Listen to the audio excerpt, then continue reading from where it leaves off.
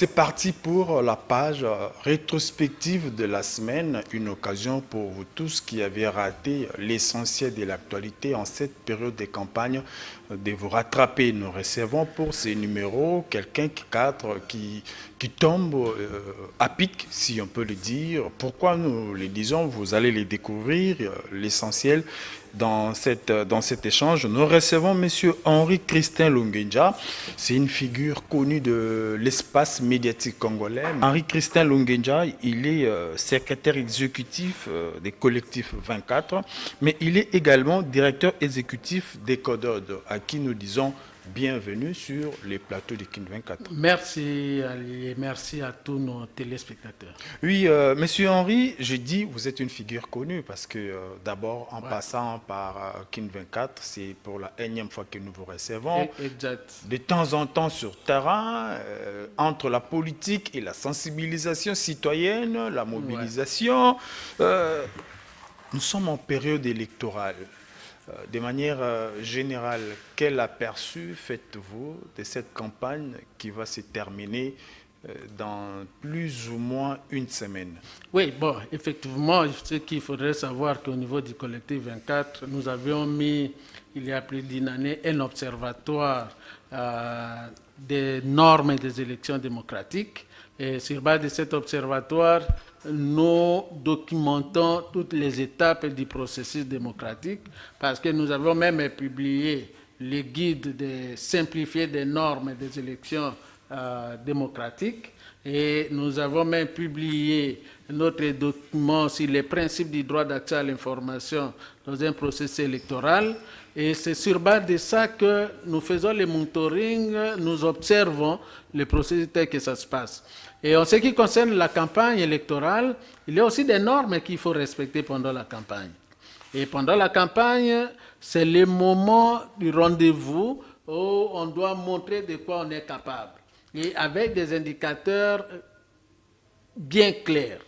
Ceux qui sont au pouvoir, c'est le moment pour eux d'évaluer leur bilan, de dire à la population que voilà, nous avons fait 5 ans, voici ce que nous vous avions promis et voici ce que nous avions fait, voici ce que nous n'avons pas encore fait à cause de ça.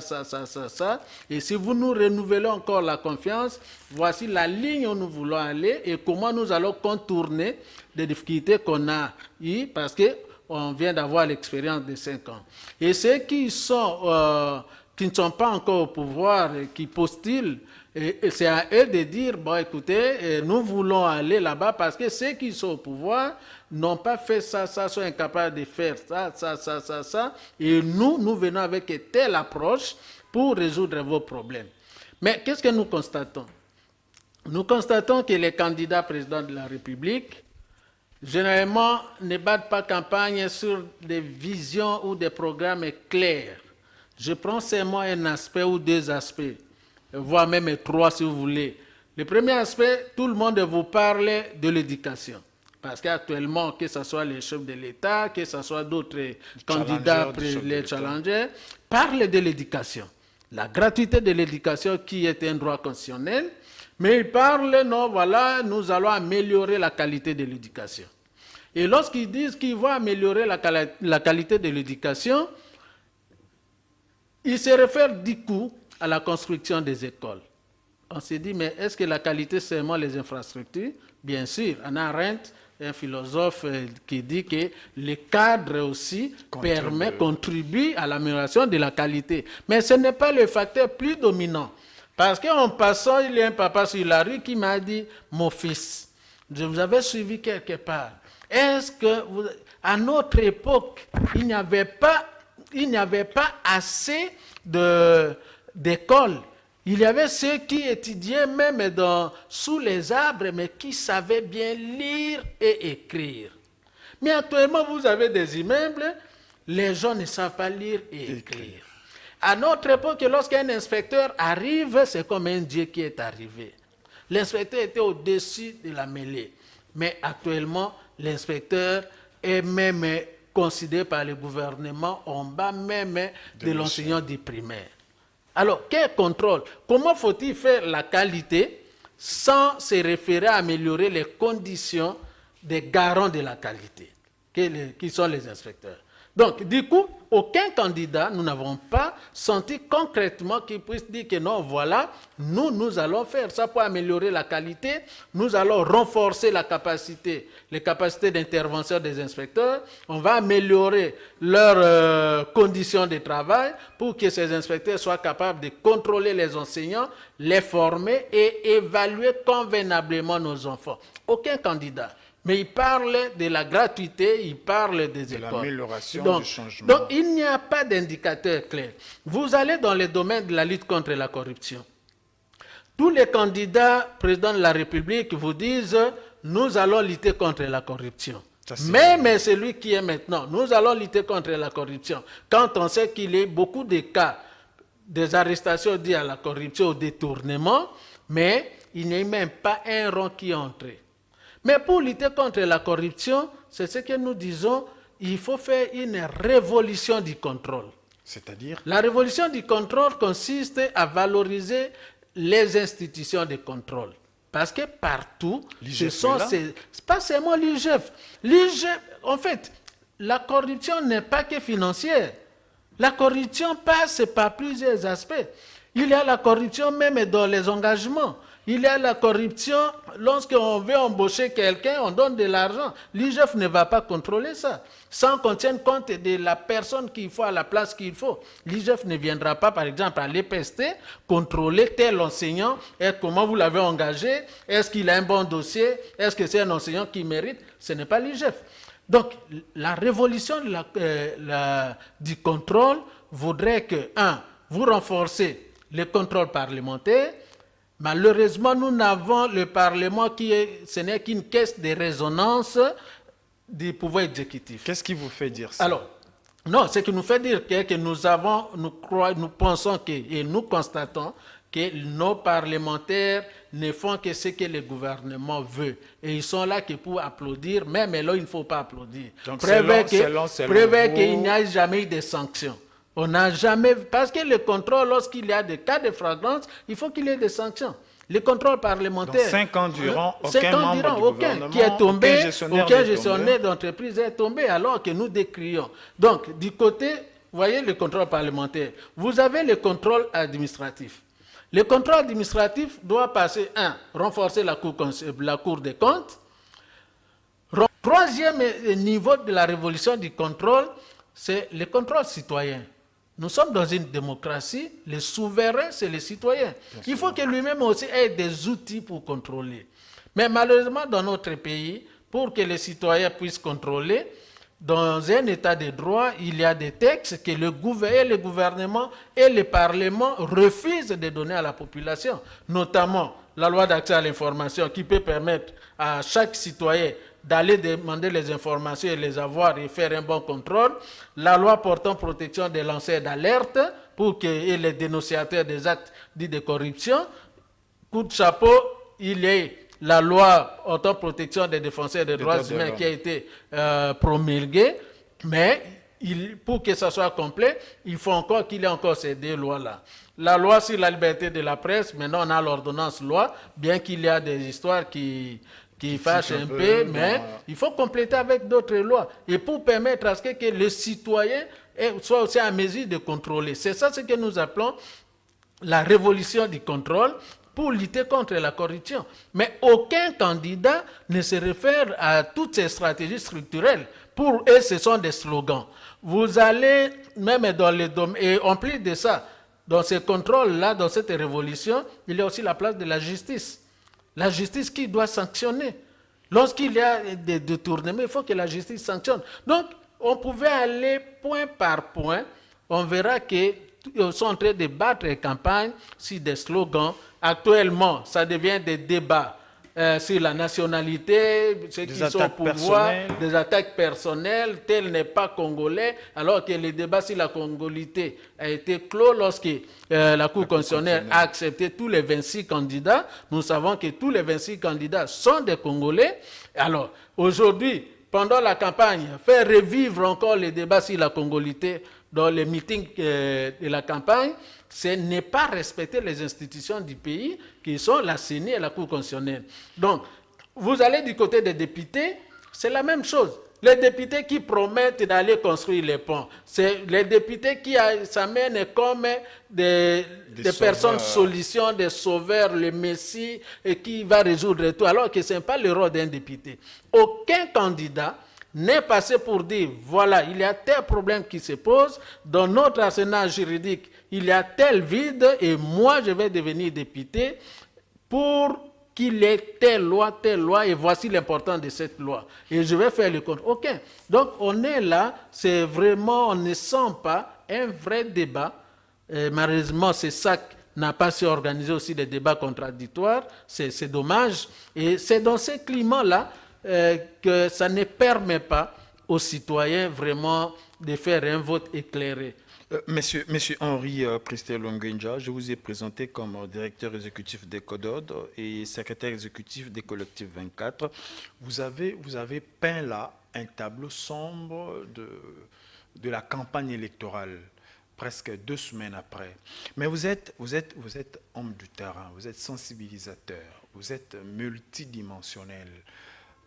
Après ces constats-là, alors que la campagne continue, alors que les élections auront lieu, selon Denis Kadima, le 20, quel travail faites-vous en amont ou en aval de ces constats malheureux que vous avez faits pour sensibiliser la population? Oui, effectivement, nous sensibilisons la population et j'informe que le collectif 24 fait partie des structures qui sont accréditées par la CENI comme structure observatrice du processus. Avec un nombre quand même consistant d'observateurs. Effectivement. Une satisfaction. Effectivement, à Kinshasa, nous avons presque 200 observateurs et nous avons des observateurs en province, au Kasaï oriental, Goma, Bukavu, Kalemi, Lumbashi et ailleurs. Nous en avons et nous faisons la jonction. Mais dans l'entretemps,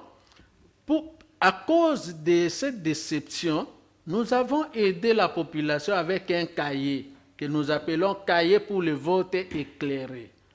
Que la population puisse comprendre comment je dois arriver à voter quelqu'un, pas selon parce que celui-là m'a donné un t-shirt, celui-là m'a donné 3 000 francs. Il y a même, on a observé quelque part là, un candidat a donné 3 000 francs et les gens qui sont venus ramasser les chaises de là où il avait loué et pour aller vendre, ainsi de suite. Et apparemment, la scène s'est passée à Limiti. Oui, on ramasse, ainsi de suite. Alors, ce n'est pas à cause de ça. Voilà, nous avons produit les cahiers des lecteurs pour un vote éclairé que nous invitons, d'ailleurs c'est sur la toile, et en même temps nous sommes en train de distribuer pour que les citoyens puissent comprendre comment je dois voter.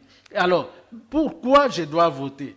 Je dois voter parce que la personne, telle personne, je dois voter cette personne parce que cette personne va répondre à mes préoccupations. Et comment je dois savoir? Je dois d'abord, moi-même en tant qu'individu, nous avons fait un checklist des enjeux, où nous citons les enjeux pour nous, c'est la santé, l'éducation, impôts et taxes, parce qu'il faut qu'il y ait aussi un civisme fiscal, l'environnement, l'économie, la politique étrangère, les droits de la personne, la sécurité, les infrastructures, et un autre enjeu que les citoyens peuvent dire, moi aussi en dehors de ce que le collectif 24 propose là, moi aussi j'ajoute. Et de ces enjeux-là, moi-même, je peux aligner lorsque je dis, je peux tout manquer, mais ce qui est prioritaire pour moi, c'est prenons par exemple l'éducation. 2, la santé. J'ordonne ces enjeux selon mes priorités. Parce que la personne que moi je veux voter, c'est moi qui lui donne le mandat pour faire ce que moi je veux qu'il fasse pour moi. Alors je dois savoir qu'est-ce que je veux.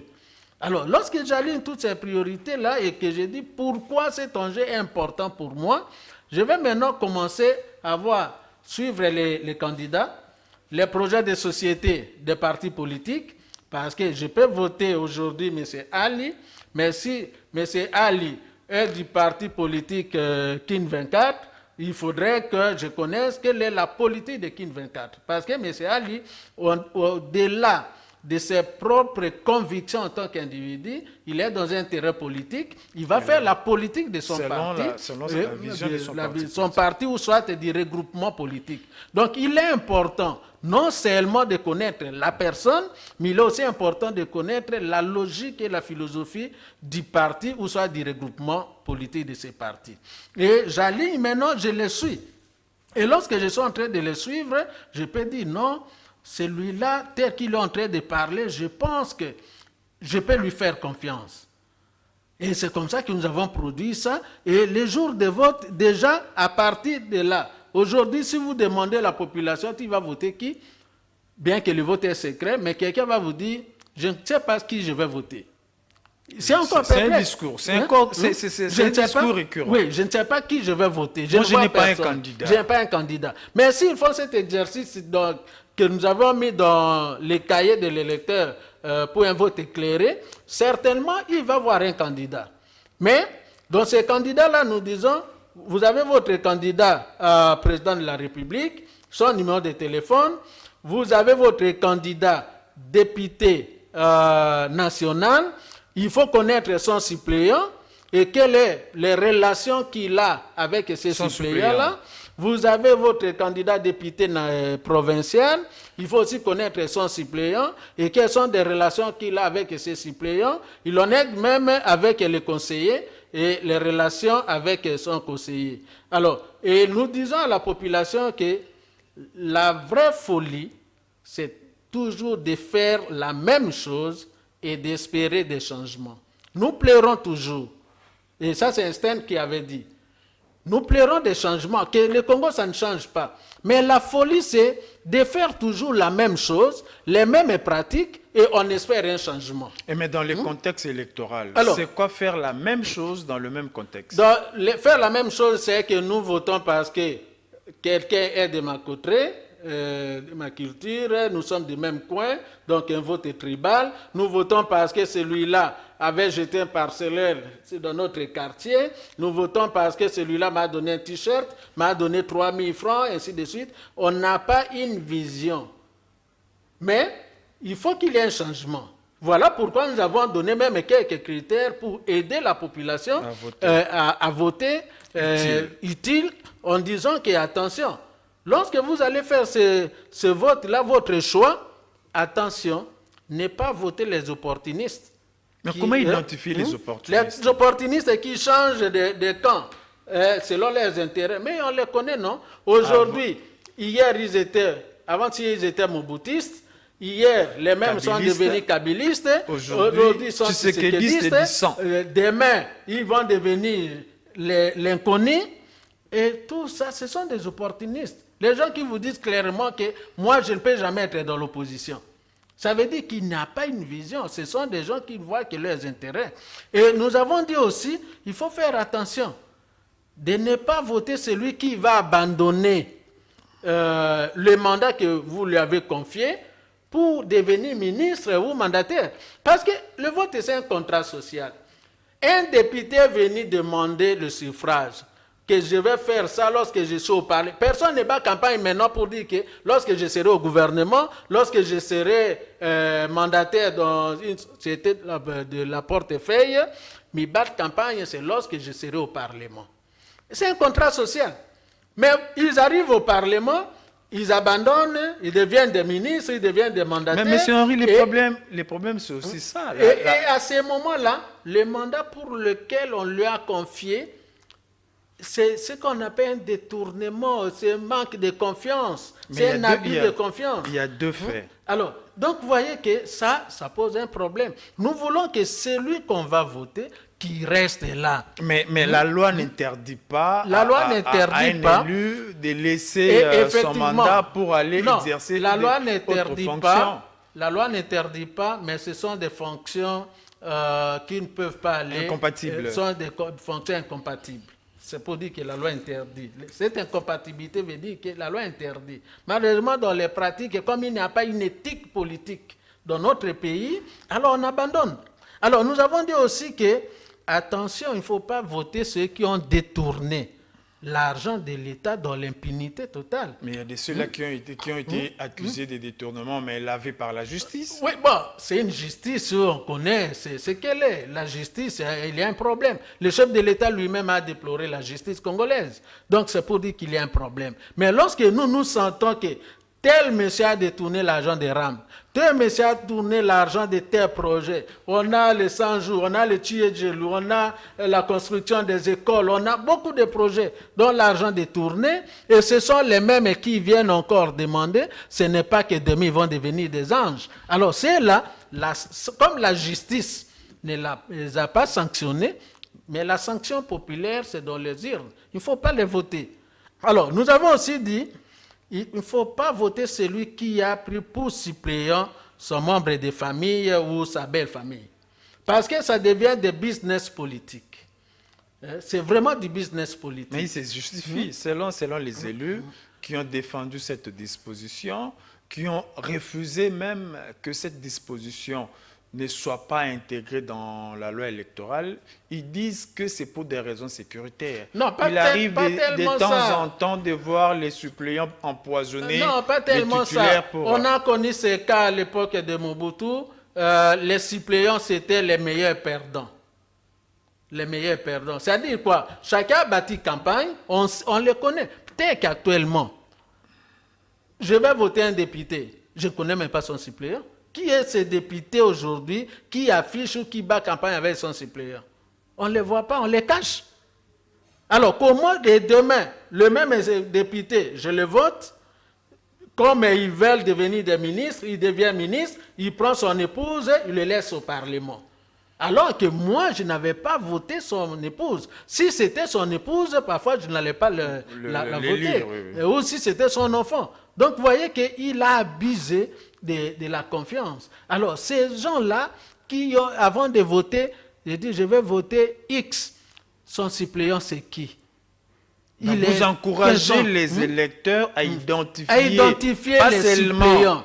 Pas seulement l'élu, mais aussi surtout son suppléant. Parce que c'est lui qui va le remplacer. Et nous ne voulons pas, vous savez, à chaque instant, lorsqu'on ramasse des suppléants, des gens qui ne valent pas, et que ceux pour qui on a voté sont partis, on aura un Parlement vraiment terre à terre. Parce que, pas à la hauteur des attentes. Pas à la hauteur des attentes par rapport à d'autres parlements. Et nous avons encore ajouté, ne votez pas celui qui a postulé à plusieurs élections. Et nous disons que ceux-là, ce sont des personnes qui n'ont pas de vision. Quand vous dites ne votez pas celui qui a postulé dans plusieurs élections, c'est-à-dire... Oui, c'est-à-dire que vous voyez quelqu'un lui-même, sauf que cette fois-ci, je n'ai pas vu assez, les élections passées, c'était je suis candidat président de la République, je suis candidat député national, candidat député provincial et urbain. Mais actuellement, nous voyons candidat député national, candidat député provincial, candidat conseiller municipal. Mais si j'ai l'orgueil politique, je vais m'élever à l'hémicycle. C'est la haute institution d'intelligentsia de l'État, là où on prend des règles, des normes, on définit, on façonne l'avenir du pays. C'est un poste prestigieux, ce n'est pas pour rien qu'on appelle honorable. Et lorsque moi j'aspire à ça, en même temps, je me mets candidat conseiller municipal. Et conseiller municipal. En même temps, je suis candidat député provincial. Donc ça veut dire que ce que nous avons dit, je fais la loterie politique. La loterie politique. Oui, c'est vraiment de la loterie politique. Pour tenter où est-ce que ça va répondre. Là où ça va répondre, comme ça je vais aller là-bas. Donc, il n'y a pas une vision claire. Et ces gens-là, sans vision claire, pourquoi les voter? Ça ne sert à rien. À ce moment-là, si nous les mettons, nous perdons le temps. Voyez-vous dire, votez numéro tel, au national, au provincial, votez tel. Alors, conséquence, s'ils sortent tous les deux côtés, comme les suppléants sont les membres des familles, alors il faut maintenant des business politiques. Il va maintenant lui-même choisir de devenir député national, il laisse son fils député provincial et les suppléants au niveau national, c'est son épouse ou son petit frère. Demain, lui devient ministre et laisse maintenant son épouse ou son petit frère. C'est maintenant une affaire familiale. Ça devient une affaire familiale. Le Congo, nous sommes à plus de 100 millions d'habitants. Il ne faut pas qu'une seule personne se prétende que c'est lui le sauveur qui doit occuper tous les postes. Alors, ceux-là, ce sont des marchands politiques. Ce sont, comme je dis, qui font la loterie politique. Alors, ces gens-là, pourquoi les voter? Voilà pourquoi ces cahiers des lecteurs pour les votes éclairés, la plupart des politiciens n'aiment pas ça. Parce que lorsque nous sommes en train de distribuer à la population, d'expliquer, les politiciens voient qu'on est contre leurs ambitions. Et on est en train de les bloquer, on les expose. Vous réduisez leurs chances. C'est là où nous voulons vraiment avoir des élections démocratiques, des élections qui vont changer le quotidien. Et que c'est là où nous disons que la folie, c'est de faire toujours la même chose et d'espérer un changement. Alors il faut changer, même dans les pratiques, il faut changer dans nos choix. Sans quoi, nous allons tourner au rond, on va nous amener les mêmes discours. D'ailleurs, nous voyons les candidats maintenant qui avaient postulé, parce que les élections de 2018, il n'y a pas que le président Félix qui avait postulé. Il y a aussi des candidats malheureux qui avaient échoué. Je pense qu'ils sont nombreux, hein, qui sont revenus, mais ils ne changent pas de discours. C'est toujours les mêmes promesses. Et les mêmes promesses qui ne tiennent pas. Alors, comment vous nous amenez les mêmes discours? Je vais vous amener l'électricité alors que vous avez fait autant d'années sans nous donner même l'ampoule, sans nous donner même un petit panneau solaire. Mais vous nous promettez l'électricité encore.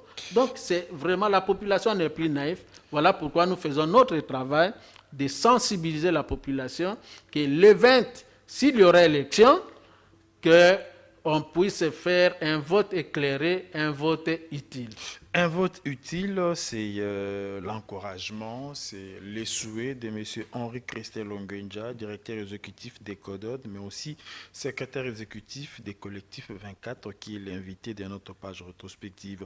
Nous parlons élections, vous avez publié les cahiers des lecteurs pour le vote éclairé, vous l'avez dit, s'il y aura élection. Parlant de l'élection, bien sûr, on peut recourir au cahier des lecteurs pour les votes éclairés que s'il y a élection. Mais il y a encore débat. Nous allons suivre ces reportages. C'est ce qui est planifié et tout est mis en œuvre. Nous sommes dans la dernière ligne droite pour tenir ces élections à la date prévue. Nous sommes très avancés. Nous sommes à peu près à plus de 90% prêts. Il nous faudra des gros moyens, des gros moyens. Il faut toujours faire avec ce qu'on a. Il faut comprendre que le gouvernement a plein de dépenses à faire. Nous ne sommes pas la seule activité. Pour transporter le matériel jusqu'au bureau de vote, il faut des moyens plus rapides. Donc, notamment des avions, des hélicoptères. Donc, si nous ne les avons pas, nous allons prendre la route en pleine saison sèche. Ça va nous mettre vraiment en difficulté. Donc, c'est compréhensible. Donc, plus on a les moyens, plus on peut faire.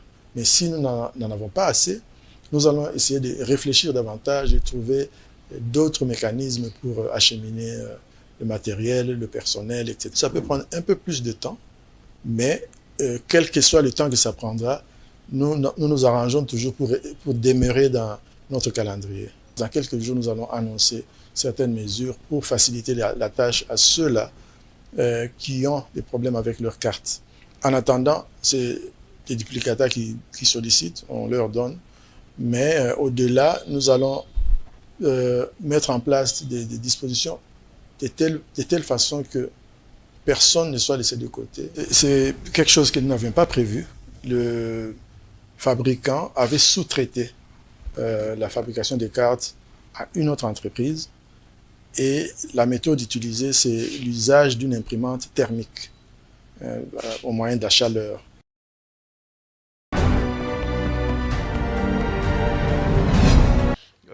Le président de la CENI marche en titubant. Tantôt, il confirme, tantôt, il révèle les difficultés logistiques auxquelles il fait face. Comment réagissez-vous par rapport à ces différentes sorties qui soit préparent pour un léger report ou soit il vous dit que la CENI n'a pas de moyens pour mener à bien sa politique? Bon, vous savez, le processus électoral et les élections, c'est un exercice purement mathématique. C'est-à-dire que c'est comme les géomètres, tout ça, c'est vraiment carré. Il n'y a pas de question de titubé. Bien sûr, on va nous dire, les philosophes vont dire, mais écoutez, mais il y a des plus ou moins. Oui, le plus ou moins est tout proche de la certitude. Mais pas naviguer sur l'incertitude. Et c'est ce que nous constatons malheureusement. Nous constatons aussi malheureusement que l'information de la CENI ne vient pas au moment opportun.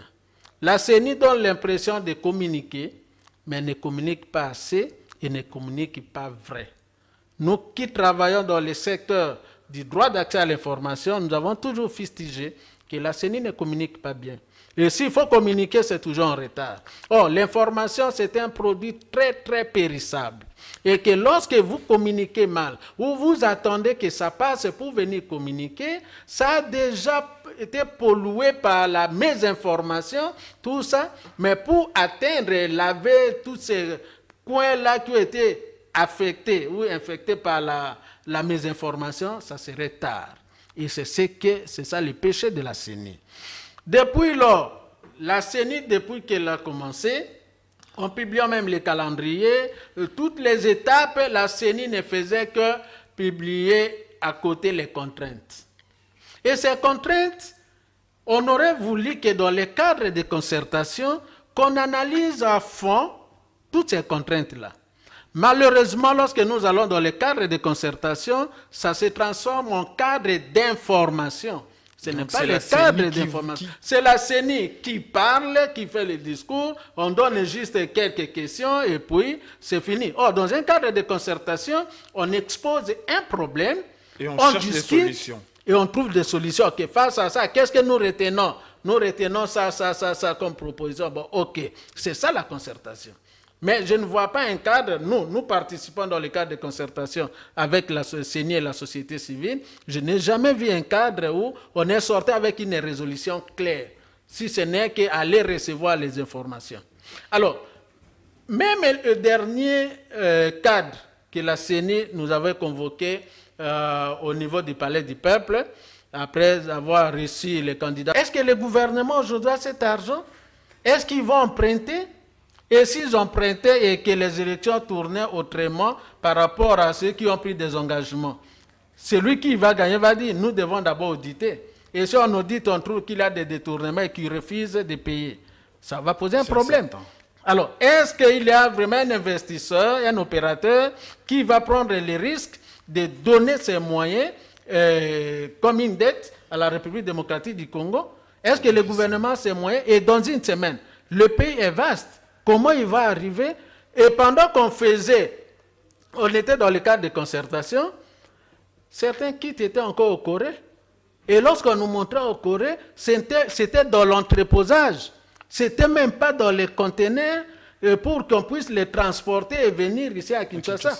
Preuve que c'était dans les conteneurs, preuve que jusqu'aujourd'hui, ce n'est pas dans les bateaux.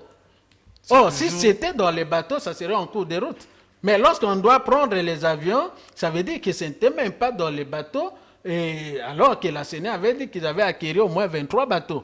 Preuve que la CENI communique mal. Communique mal. Alors maintenant, quand est-ce que ça va arriver? Même ces cargos ou Antonov, lorsque ça atterrit à Kinshasa, à Goma et Lumbashi, ça doit être ramené dans le coin. Ça doit ramener les hélicos, doit amener dans les territoires, ainsi de suite. Et dans les territoires, il faut aller maintenant dans les groupements, dans les centres de vote. Il n'y a pas de route. Vous avez vu des reportages de Bumba, soit chez moi, à Tchapa, où il y a plein d'eau, ainsi de suite. Comment ça va passer? Il n'y a pas de route. Il faut des motos. Et même ces motos-là, si on les disposait maintenant, il faut des avions qui transportent ces motos-là dans les villes et que de là, il faut du carburant pour que ces motos puissent rouler, aller. Et dans une semaine, nous disons quelle est la magie que la CENI va faire. Malheureusement, ils disent qu'ils sont prêts à 80%. Et ce n'est pas bon. Sinon, on va nous donner des élections où, sur les 80% qu'ils pensent que c'est bon, on risque d'avoir que les 30% de la République qui votent et ça sera un problème. La CENI doit avoir ce courage de réunir les parties prenantes, dire que voilà, vite telle difficulté, est-ce qu'on ne peut pas négocier un rallonge? Le ciel, comme le ministre disait, le ciel ne va pas tomber. Les gens vont crier après, on va se mettre autour d'une table et trouver un consensus. Et on aura toujours des élections. Alors, c'est ça ce que nous condamnons dans les chefs de la CENI, qui communiquent mal et qui va un peu en titubant. Au stade où nous sommes, c'est pas bon. Parce que même dans les centres de vote, nous sommes à une semaine. On dit qu'on a affiché, on affiche les listes des électeurs dans les antennes. Mais il y a certains dont les noms ne sont pas encore là. Certains qui vont même prendre les duplicateurs, leurs noms ne sont pas là. Et maintenant dans les antennes, il faut aussi afficher dans les centres de vote. Nous sommes à notre 4e expérience. À la date où nous sommes, on verrait dans des écoles le matériel déjà là, la police qui est déjà là en train de sécuriser, ainsi de suite, à la date où nous sommes. Mais rien, ça va arriver quand? Et on va afficher dans les bureaux, les centres de vote quand? Et tout ça, ce sont des problèmes. Les cartes, n'en parlons même pas. Alors, ouais, nous sommes observateurs. Nous déployons des observateurs. Mais au moment où nous parlons, presque 100 de nos observateurs n'ont pas leurs cartes parce que les cartes sont encore de plastique et la CENI refuse de donner des cartes d'accréditation parce que les cartes ne sont pas lisibles. Mais qui doit délivrer ces cartes? C'est la CENI. Donc tout ça, la CENI, pour qu'il y ait la paix, doit avoir ce courage-là. Et mon frère, collègues de la société civile, Nika Ndima, et tous les collègues qui sont dans la plénière de la CENI, doivent dire la vérité pour ne pas porter le fardeau historique en République démocratique du Congo sur base de ces élections. Merci beaucoup, M. Henri Christelle Ongenja. Vous étiez l'invité de cette page rétrospective de la semaine, occasion pour présenter aux téléspectateurs les cahiers des lecteurs, les votes pour un vote éclairé, ce qui permettra aux Congolais, aux Quinois de faire un choix judicieux. Merci pour vous qui nous avez suivis de partout et pour la rediffusion. Restez branchés lundi à 6h30. Entre-temps, continuons avec Ken 24.